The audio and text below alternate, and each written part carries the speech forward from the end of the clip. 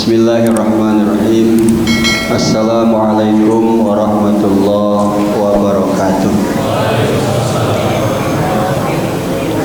Alhamdulillahilladzi ja'ala fis samai buruja wa ja'ala fiha siraja wa qamaran munira. Walladzi ja'ala al-laila wan nahara khilfatan liman arada an yadhakkara aw arada syukura. Wa ashhadu an la ilaha illallah wahdahu la syarikalah alladzi khalaqa minal ma'i basharan faja'alahu nasaban wa sihra. Wa ashhadu anna Muhammadan abduhu wa rasuluh alladzi ba'athahu Allahu basyiran wa nadhira. Wa ashhadu Allahumma salli wa sallim wa barik ala sayyidina Muhammad wa ala alihi washabihi wa man tabi'ahum ila yaumil qiyamah. Amma ba'du, faqad qala Allah ta'ala fi kitabihil karim, a'udzu billahi minasyaitonir rajim. Syahrul Ramadan alladzi unzila fihil Qur'an hudal linnasi wa bayyinatin minal huda wal furqan ila akhiril ayat. Shadaqallahul azim. Hadratul mukarramun, jamaah salat Isya dan Tarawih Masjid As-Salam yang dimuliakan Allah,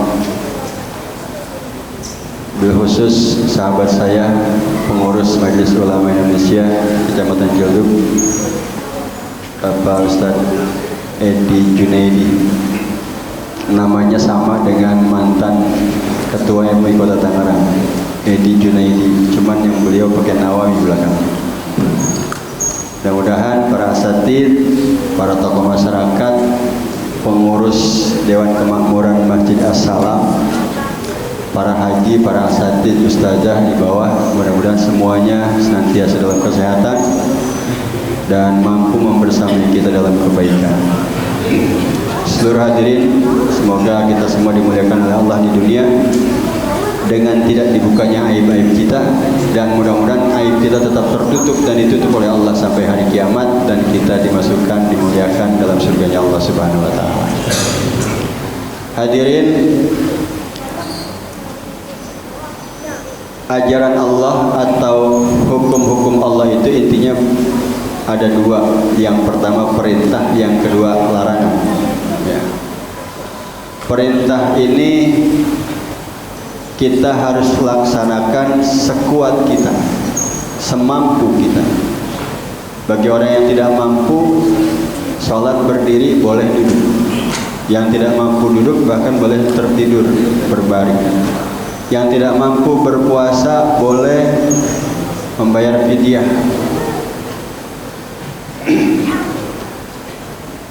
Namun yang namanya meninggalkan larangan seharusnya kita mampu semua, seharusnya. Karena meninggalkan larangan itu nggak perlu biaya, nggak perlu sumber daya, nggak perlu tenaga. Kita tidur aja juga kita nggak melaksanakan yang dilarang oleh Allah. Ya, makanya kalau kita tidur dalam rangka supaya tidak maksiat, insya Allah tidur kita pun mendapatkan pahala dari Allah. Ya. Jadi, namun terkadang kita sering apa yang Allah larang kita lakukan, walaupun harus mengeluarkan tenaga, mengeluarkan biaya, harus ngantuk bermalam-malam. Ya. Untuk narkoba orang harus mengeluarkan berapa duit? Untuk bermaksiat dugem orang harus mengeluarkan berapa duit? Dan orang mau. Sebaliknya, pengorbanan dalam ketaatan yang harusnya juga bisa menyaingi itu, ternyata kadang-kadang kalau mengeluarkan uang buat bangun masjid ada susah-susah dikit kita ya. Itulah kita. Padahal ketaatan perlu biaya, ya. Jangankan ketaatan, orang yang bermaksiat yang nanti akan diazab oleh Allah juga berani mengeluarkan biaya. Namun tadi sesuai dengan kesanggupan, bahkan jika ada dua perintah Allah yang kalau kita lakukan salah satunya, yang satunya bisa tertinggal, itu boleh dipilih mana yang lebih mudah. Nabi itu kalau ada yang begitu, maka dia pilih yang lebih gampang. Ya. Contoh, ini perintah yang berbarengan ya. Dalam sabda Rasulullah, beliau menyatakan la salata liman lam yaqra bi Fatihatil Kitab. Tidak ada solat atau tidak terhitung solat orang yang tidak membaca Fatihah. Itu kalau kita sholat sendiri harus wajib baca Fatihah. Ya, kalau sholat sendiri wajib baca Fatihah, baik setir maupun jahar. Tapi kemudian ketika kita sholat dalam pimpinan seorang imam, di situ boleh ada pilihan mana yang mau kita lakukan. Ya, tadi perintah awal tetap tidak basi itu perintahnya, tidak ada sholat kecuali baca Fatihah. Tapi ada perintah juga. Idza quri'al Qur'an fastami'u. Kalau ada orang baca Quran, dengerin. Maka kita boleh pilih mau dengerin imam boleh, ya, mau baca surat Al-Fatihah juga boleh. Tapi kadang-kadang kalau memang Fatihah kita masih rada acak-acakan, mendingan kita dengerin aja dah, ya. Mungkin imam lebih fasih daripada kita, ya kita sadar diri, udah mendingan dengerin, lebih khusyuk, ya itu lebih baik. Jadi kita boleh pilih, mendengarkan saja boleh, atau kita baca juga boleh. Kalaupun mau membaca, sebaiknya jangan baca ketika imam sudah rapi Fatihahnya. Khawatirnya kalau kita mewajibkan diri kita untuk membaca Fatihah, ternyata imam bacanya surat Inna A'tainakal Kautsar, kita baru iyyaka na'budu, selesai rukuk kita. Akhirnya kita yang tadi mewajibkan harus baca Fatihah, jadinya batal juga. Ya. Kemudian ada lagi perintah, kata Rasulullah, kalau kamu mengikut imam, ikuti gerakan imam. Bahkan ketika ada orang masbuk, dia masuk ke dalam barisan, ternyata imam sudah dalam barisan dan kita harus masuk ke dalam shaf. Kemudian kita takbir, Allahu Akbar, baru kita takbir selesai, imam langsung ruku, maka kita harus ruku. Maka di situ kita enggak lagi baca Fatihah, juga enggak mendengarkan imam baca Fatihah, tapi kita wajib mengikuti gerakan imam. Kita harus ruku, dan ketika kita ikut dalam ruku, maka berarti terhitung rakaat kita di situ. Artinya dalam kegiatan berjamaah, maka sebetulnya membaca Fatihah jadi tidak lagi wajib. Ya, tapi walaupun itu kalau ada yang mewajibkan ya silahkan saja. Ya, kenapa tadi perintah awal tidak pernah basi, perintah awal tetap ada. Ya, maka sebaiknya kalau mau baca juga bacalah hampir berbarengan dengan imam. Ketika imam baca Bismillahirrahmanirrahim, kita baca Bismillahirrahmanirrahim. Tapi kita syaratnya makmum tidak boleh lebih keras dari imam dan tidak boleh mendahului imam. Ya, kalau itu baru pas tuh. Imam selesai walad dhalin, kita juga walad dhalin. Cuman syaratnya kita jangan ketinggalan sholatnya. Imam takbir, kita langsung takbir juga. Ya, jadi ke bawah semua. Nah, kemudian dulu ketika di surga, ketika Adam sudah diciptakan dan diberikan ilmu oleh Allah, ternyata memang Adam itu pinter, cerdas, dan mampu menerima ajaran Allah dengan baik. Kemudian Allah memberikan perintah kepada para malaikat, wa idh qulna lil malaikati isjudu li Adam. Ya, dan kami katakan kepada para malaikat, sujudlah kalian kepada Adam. Kemudian semua malaikat sujud, illa iblis, kecuali iblis. Kalau iblis tidak mau sujud, alasannya karena ada larangan Allah bahwa tidak boleh kita sujud dengan makhluk yang lain kecuali hanya kepada Allah Subhanahu wa taala. Maka jawaban iblis itu benar, karena ada larangan Allah, ya, aturan Allah yang tidak membolehkan, yang melarang seorang hamba sujud kepada makhluk yang lain. Ya. Tapi ternyata ketika Allah bertanya dalam surat Al-A'raf ayat 12, qala ma mana'aka alla tasjuda id amartuka. Wahai iblis, kata Allah, apa yang mencegahmu tidak mau sujud ketika aku perintahkan kau sujud kepada Adam? Jawaban dia bukan karena ada larangan Allah, tapi dia bilang qala ana khairum minhu. saya lebih baik daripada Adam. Khalaqtani min nar wa khalaqtahu min tin. Jadi motivasi dia tidak mau sujud bukan karena ada larangan Allah untuk sujud kepada makhluk, tapi karena dia merasa lebih mulia daripada Adam. Bahkan dia mensifati bahwa api dia anggap lebih mulia daripada tanah. Padahal di hadapan Allah tidak ada yang mulia. Tanah ya ciptaan Allah, api juga ciptaan Allah, manusia ciptaan Allah, malaikat juga ciptaan Allah. Inna akramakum indallahi atqakum. Yang membuat kita mulia adalah ya karena kita bertakwa kepada Allah Subhanahu wa taala. Ini kan kultum ya. Kalau kultum itu kuliah 7 menit, kalau lewat berarti ya kuliah 17 menit. Kalau lewat lagi kuliah 70 menit. Kalau lewat juga kuliah terserah antum. Kultum kuliah terserah antum. Saya lanjutkan. Ya. Jadi iblis karena kesombongannya akhirnya terusir dari surga. Ya. Dan kita pun kata Nabi, kalau ada sebesar biji zarah kesombongan di hati kita, kita pun dilarang masuk surga. Nabi bersabda, la yadkhulul jannah man kana fi qalbihi mithqala dzarratin min kibrin. Tidak akan masuk surga. Ini hadisnya dari Abdullah bin Mas'ud. Ya. Tidak akan masuk surga orang yang di dalam hatinya ada kesombongan meskipun hanya sebesar atom saja, sebesar biji zarah. Ya.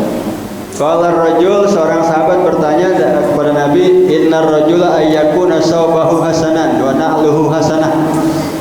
Apakah yang kau maksud dengan kesombongan itu orang yang kemana-mana pakai baju bagus ya Rasulullah, kemana-mana pakai sandal bagus ya Rasulullah? Ya, qala innallahal jamil yuhibbul jamal.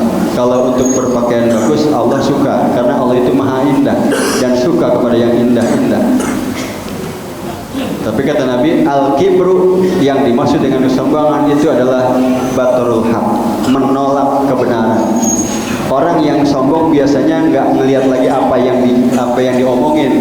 Tapi kalau yang ngomong itu orang yang dia tidak hormati, yang dia anggap lebih rendah dari dia, itu yang nggak diterima aja tuh, meskipun benar. Ya, lu mau baca kemarin sore, lu mah nggak usah ngomong kan Tuhan gua. Jadi tua aja jadi kesombongan buat kita. Ya. Padahal mungkin yang muda justru ilmunya lebih pas, lebih baik. Wa ghamdun nas. Yang kedua jadi sombong adalah merendahkan orang lain. Nah, di puasa ini kita belajar bahwa kita yang katanya sarjana, bahkan S3, doktor, profesor, kita yang katanya kiai, ustadz, alim ulama, bahkan ternyata bergantung kepada sepiring nasi hidup kita ini. Betapa kita ini yang berakal, yang sehat, yang ilmuwan, yang cerdik pandai, ternyata takluk, tunduk, tergantung kepada makhluk Allah lain yang tidak bernyawa sama sekali, yaitu nasi. Mana yang lebih mulia, kita apa nasi? Hidup kita tergantung nasi. Jokowi aja kalau nggak makan udah nggak ada sekarang. Ya, dia kalau nggak makan udah nggak ada sekarang. Jadi kita ini tergantung kepada nasi. Terasa sama kita jam 10 itu udah rasanya lemes, lapar perutnya. Oh, ternyata saya yang katanya punya pendidikan tinggi, punya jabatan tinggi, punya gelar bagus, ternyata hidup saya hanya tergantung dengan makhluk Allah yang tidak bernyawa, yaitu nasi. Makanya kita nggak boleh sombong. Bahkan dengan nasi yang tidak bernyawa kita sangat bergantung. Kalau kita pikir yang lain juga sama tuh. Ya, oksigen, kita pernah nggak ngerasa bahwa kita tergantung kepada oksigen yang Allah sediakan begitu saja kepada kita ketika bangun. Bahkan ketika kita tidur pun kita tetap menghirup oksigen. Ya, betapa kita ini sangat bergantung kepada makhluk Allah yang lain. Di samping itu, ketika kita memperhatikan nasi yang ada di hadapan kita, berapa banyak orang yang berjasa mengantarkan nasi itu ke hadapan kita. Kita yang mungkin berpendidikan tinggi ternyata bergantung kepada orang yang berpendidikan rendah yang ada di kampung, yang mungkin sekolah aja nggak tamat, tapi dia mencangkul sawahnya, kemudian menanam sawahnya itu dengan apa yang kita butuhkan, yaitu padi. ternyata hidup kita bergantung pada orang yang lebih rendah pendidikannya dari kita, yang lebih kampungan dari kita. Kemudian setelah diproses di sawah, digiling, dihelet, dibawa oleh supir truk yang mungkin sholat aja enggak. Kadang-kadang supir truk suka lupa sholat itu. Ternyata kita yang katanya kiai juga bergantung pada orang yang enggak sholat. Tuh. Ya. Kemudian sampai di pasar dijual. Penjualnya juga kadang-kadang giliran bulan puasa dia ngerokok terus. Ya. Kita yang kiai bergantung hidup kita sama orang yang ternyata tidak pernah taat kepada Allah. Maukah kita sombong dengan kekiaian kita? Ya. Kemudian jasa istri kita yang mengolah makanan, ya kan? Kalau nggak diolah sama istri kita, nggak dimasak, nggak sampai di meja dan kita bisa kita nikmati untuk santap malam ini, mungkin nanti setelah sahur, setelah kita tarawih. Ya.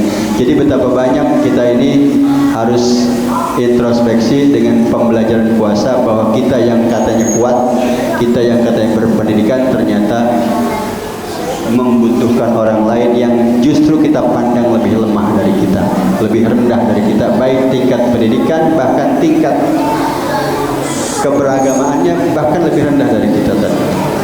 Ya, oleh karena itu Abu Yaqub Yusuf Ibnu Rusdan menyatakan inna fid dunya tughyanani. Di dunia ini ada dua yang membuat orang sombong. Tughyanul mal, dia bisa sombong karena ilmu, karena harta. Wa tughyanul ilm, dan orang juga bisa sombong lantaran dia merasa lebih berilmu. Kemudian Imam Al-Ghazali menambahkan satu lagi. Ya, selain tughyanul mal wa tughyanul ilm, orang juga bisa sombong dengan ibadahnya. Jadi jangan sampai kita sholat malam, tahajud malam, kemudian menganggap orang yang tertidur di sebelah kita itu lebih tidak mulia, kita lebih mulia daripada orang tetangga kita yang tertidur. Ya, jangan sampai ibadah kita justru membuat kita sombong dan merasa diri lebih mulia di hadapan Allah Subhanahu wa taala. Mari terus kita perbaiki ibadah kita baik secara kuantitas maupun kualitas dengan hanya mengharap ridha Allah Subhanahu wa taala, tidak harus membandingkan diri kita dengan orang lain.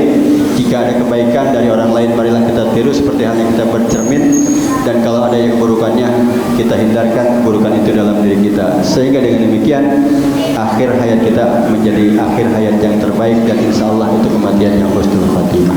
Demikian sekelumit yang dapat saya sampaikan. Belajar dari nasi yang kita makan setiap hari, yang ternyata kita begitu lemah di hadapan makhluk Allah yang lain yang bahkan tidak bernyawa sekalipun. Wallahul muwaffiq ila aqwamit thoriq. Billahi fis sabilil haq fastabiqul khairat. Wassalamualaikum warahmatullahi wabarakatuh. Waalaikumsalam.